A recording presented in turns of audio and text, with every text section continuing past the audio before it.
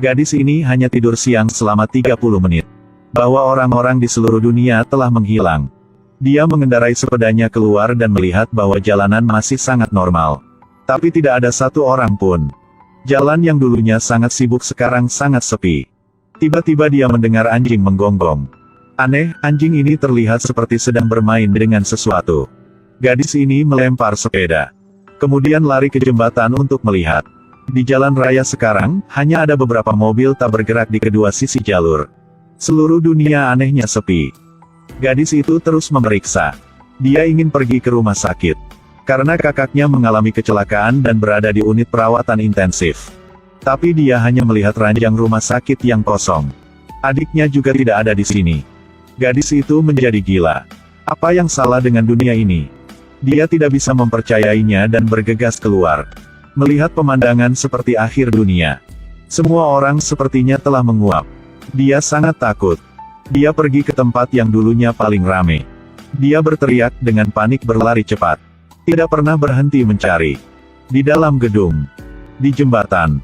Gadis ini sangat lelah. Jadi dia pergi ke supermarket untuk ambil sekaleng air minum. Dia duduk di tanah dan merenung. Apa yang harus dia lakukan? Sekarang dia mendengar sesuatu. Ini seperti seseorang meniup trompet. Dia dengan cepat berlari keluar untuk melihat dan melihat dua orang. Dia segera mengejar mereka, memanggil mereka untuk berhenti. Mereka berkata. Ketika mereka bangun, mereka melihat semuanya menjadi seperti ini. Mereka bahkan tidak tahu apa yang terjadi. Meskipun mereka tidak saling mengenal, ketiga anak itu tiba-tiba merasa dekat untuk waktu yang lama. Mereka terus mencari orang. Tapi gerakan mereka sepertinya sedang dilacak. Mereka pergi ke gedung perkantoran kelas atas.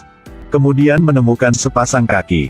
Mereka perlahan-lahan lewat di sana, ternyata anak laki-laki kulit hitam.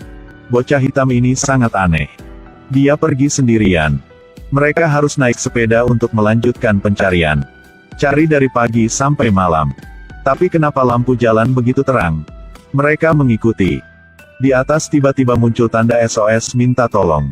Saat mereka masuk, suara robot langsung terdengar dari kamera. Suruh mereka meletakkan senjata mereka. Jadi mereka mengikuti. Lift perlahan terbuka. Ada seorang pria di depannya. Jadi dia sedang mencari seseorang juga. Dia memimpin mereka bertiga ke ruang bawah tanah. Di sini penuh dengan supercar versi terbatas. Jadi dia adalah putra seorang raksasa. 4 orang mengemudi di sekitar kota besar. Seorang anak laki-laki mengeluarkan pengeras suara dan menelepon untuk melihat apakah ada orang. Tapi tetap tidak ada siapa-siapa. Dalam jarak ratusan meter bahkan tanpa satu sinyal pun. Tiba-tiba mereka bertemu seseorang. Anak laki-laki kulit hitam yang baru saja pergi. Dia berbaring di tanah terengah-engah. Dia terkena panah di tubuhnya. Mereka baru saja menyelamatkan dia. Lalu tiba-tiba beberapa anak panah datang entah dari mana. Mereka sangat ketakutan, mereka bawa mobil seperti sedang terbang dari situ. Tidak ada yang tahu dari mana panah itu berasal. Mereka pergi ke Hotel Bintang 5 untuk mendapatkan nama dari anak laki-laki kulit hitam. Saat mereka sedang beristirahat, sebuah drone sedang menatap mereka. Keesokan harinya, anak-anak terus mencari orang. Mereka pergi ke perbatasan kota. Ketika mereka turun dari mobil, mereka menemukan sesuatu yang lebih menakutkan. Itu adalah kabut tebal aneh yang muncul di perbatasan kota. Itu padat dan besar. Itu perlahan menyebar. Anak-anak ingin lewat sana. Tetapi mereka menemukan bahwa suhu kabut itu sangat tinggi. Kacamatanya retak dalam sekejap mata. Kabut semakin dekat dan dekat. Anak-anak buru-buru pergi dan lari. Anak laki-laki memeriksa dengan teropong. Dia menemukan bahwa mereka tidak dapat melarikan diri untuk keluar dari kota ini. Karena kota ini dikelilingi oleh kabut. Ini sangat menakutkan. Yang lebih aneh lagi adalah mereka semua bangun dan tidak melihat siapapun di sekitar. Tidak ada yang tahu apa yang harus dilakukan.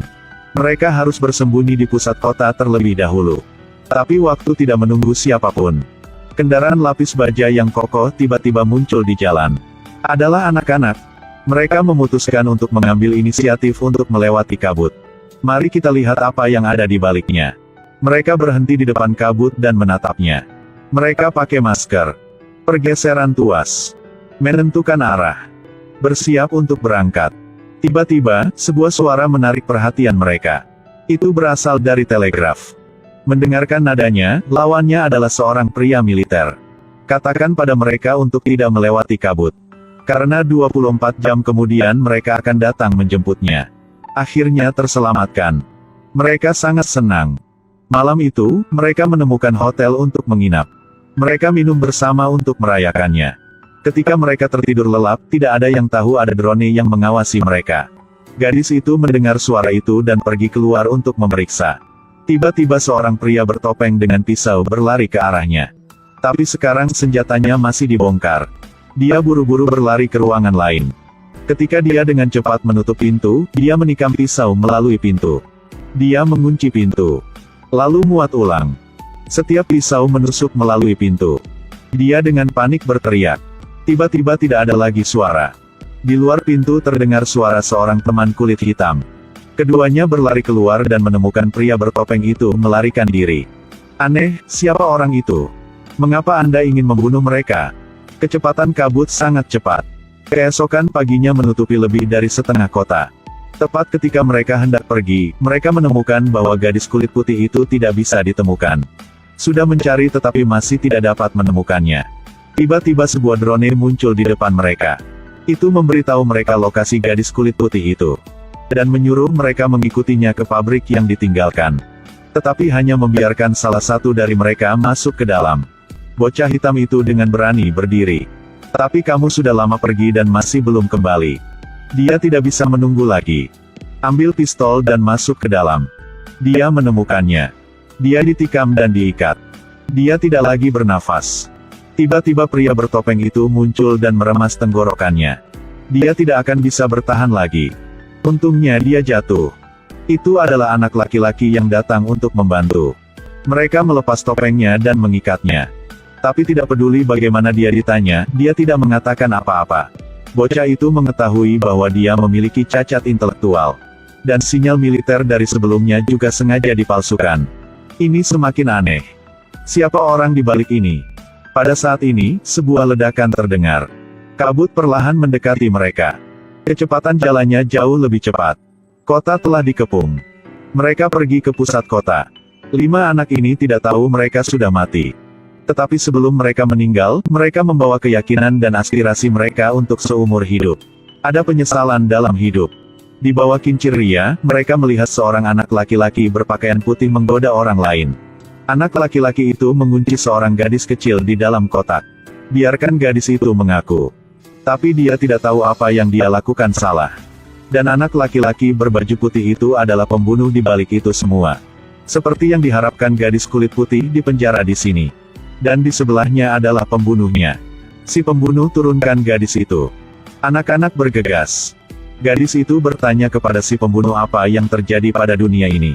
Pembunuhnya mengatakan yang sebenarnya. Bahwa taman hiburan baru saja mengalami kebakaran. Pada saat itu, gadis itu melepaskan tembakan.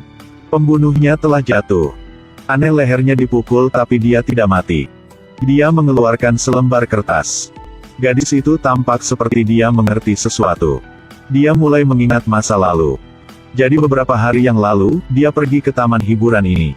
Dan di sana dia semua melihat orang-orang yang ada di sekitarnya sekarang. Ketika dia melihat kertas di dinding dia mengerti.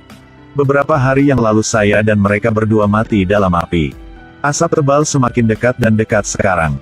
Melambangkan bagaimana mereka mati. Bisa juga dikatakan bahwa yang ada saat ini hanyalah jiwa mereka. Mereka tidak berani menerima kenyataan ini. Jadi memutuskan untuk melewati asap. Mungkin bisa menaklukkan kematian. Mereka menginjak gas sepanjang jalan dan mempercepat ke depan. Kilatan cahaya, mereka pergi ke dunia yang sama sekali baru. Di depan adalah langkah. Mereka menaiki tangga dengan perasaan yang belum pernah ada sebelumnya. Mungkin mereka udah tahu mereka lagi di mana. Menaiki tangga, mereka melihat banyak orang. Semua orang sangat senang. Tiba-tiba seseorang menunjuk ke langit. Semua orang juga menonton. Lalu meneriakkan slogan. Apa ini lagi? Mereka melihat ke atas. Fokus yang dimiliki orang-orang itu adalah pilar batu. Di atas pilar batu itu adalah pembunuhnya. Mereka merasa mengerikan. Ini lagi di mana? Jadi anak-anak ini masih tidak bisa lepas dari cakar si pembunuh. Dia seperti takdir. Selalu berniat untuk menahan mereka. Tapi mereka tidak menyerah. Mereka dulu bertarung dengan takdir. Mereka dulu bisa kabur. Saya percaya mereka akan terus berjalan di masa depan.